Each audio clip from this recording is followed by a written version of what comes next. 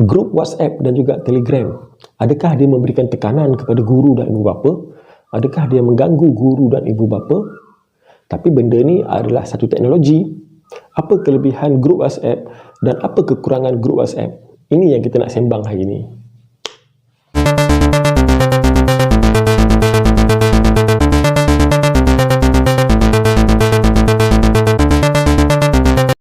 Assalamualaikum, selamat datang ke channel Syed Judan Sembang. So hari ini kita nak sembang tentang grup WhatsApp ataupun Telegram. Apa kelebihan, apa kekurangan.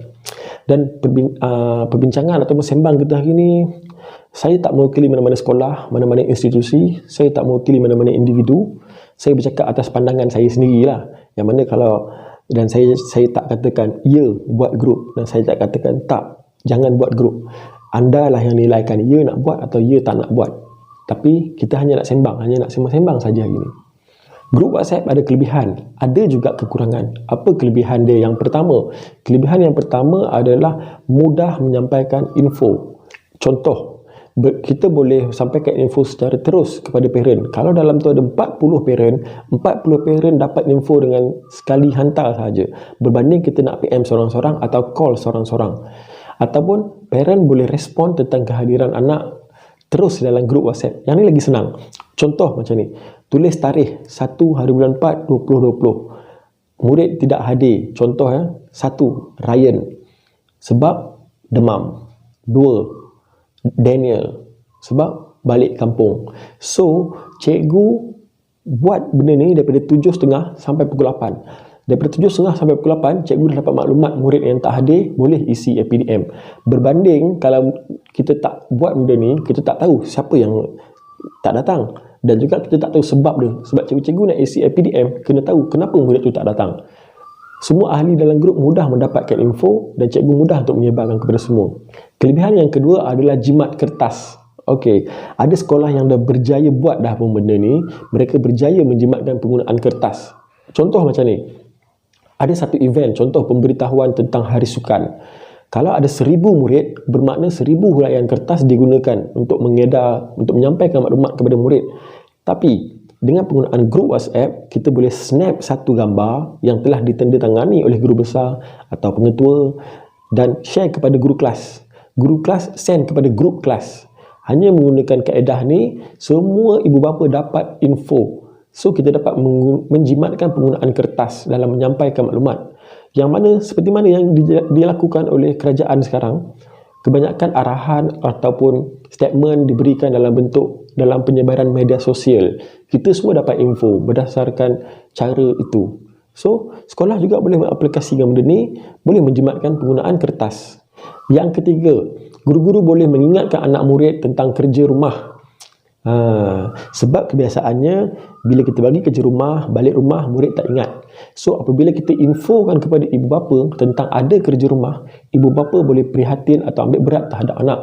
Tetapi perlu dengan cara yang betul. Macam mana? Okey, situasi yang pertama. Cikgu post dalam grup kerja bahasa Melayu muka surat 10. So bila anak balik, tanya dengan anak, hari ni ada kerja tak? Kalau anak kata ada kerja bahasa Melayu muka surat 10, bermakna anak anda telah memberikan perhatian dalam kelas. Dia ingat dan dia tahu apa yang cikgu bagi tahu. Situasi yang kedua, bila anak balik, tanya dengan anak, hari ni ada kerja tak? Kalau dia kata tak ada, kita ingatkan dia, bahasa Melayu ada kerja tak?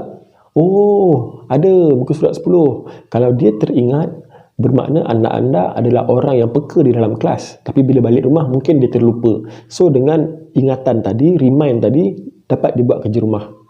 Situasi yang ketiga, bila anak balik rumah, tanya dia, hari ni ada kerja rumah tak?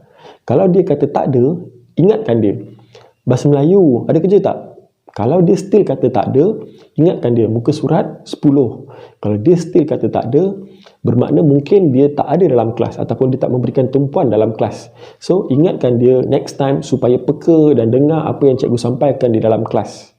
Itulah kelebihan grup WhatsApp. Cikgu boleh remind semua ibu bapa yang ada kerja pada hari tersebut. So, ibu bapa boleh sama-sama main peranan, didik anak juga untuk menjadi peka dengan apa info yang disampaikan oleh guru-guru di dalam kelas. Yang keempat, yang ini plus markah bonus untuk cikgu-cikgu yang boleh buat benda ni. Sebab iaitu berkongsi gambar aktiviti anak di sekolah. Sebab saya sendiri ada dalam grup tadika anak saya. Cikgu-cikgu dia share apa aktiviti yang anak-anak buat. So parent lain respon, parent lain pun suka apa yang anak-anak buat di sekolah.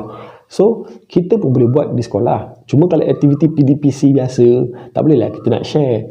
Mungkin kalau ada hari-hari yang special sikit, ataupun contoh hari sambutan kemerdekaan, hari sambutan hari raya, yang mana murid-murid pakai baju cantik sikit, ataupun murid terima hadiah, terima anugerah, kita ambil gambar, kita share dalam grup.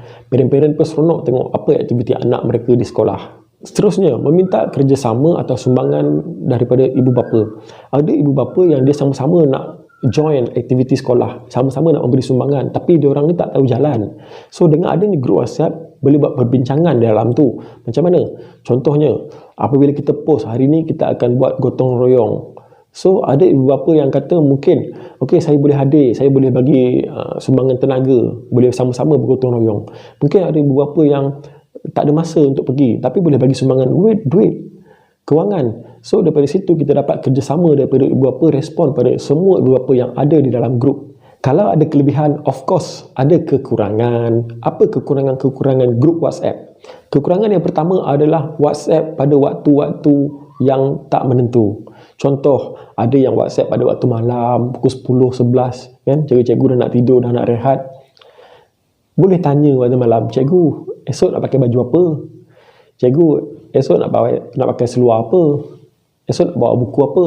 Dan sebenarnya waktu ni kita dah nak rehat, dah nak tidur, dah ada yang mengganggu pada waktu-waktu cuti, kan? So benda ni tak sesuai, sebab tak semua orang mempunyai waktu, pengurusan waktu yang sama. Kekurangan yang kedua adalah ibu bapa bersembang dalam tu. Apa yang berlaku bila bersembang, kebanyakan parent lain tak ada masa dia nak layan benda ni. Ada jenis yang sekali scroll je. Bila dia sekali scroll, dia tengok, oh tak ada info hari ni, dah banyak sangat bersembang. Sebenarnya ada info, cuma dah terlepas, banyak sangat bersembang. Yang ketiga, ada parent yang berniaga di dalam grup WhatsApp. Tak salah nak berniaga, tapi gunakan platform yang betul. Boleh guna status WhatsApp sendiri kot, kan?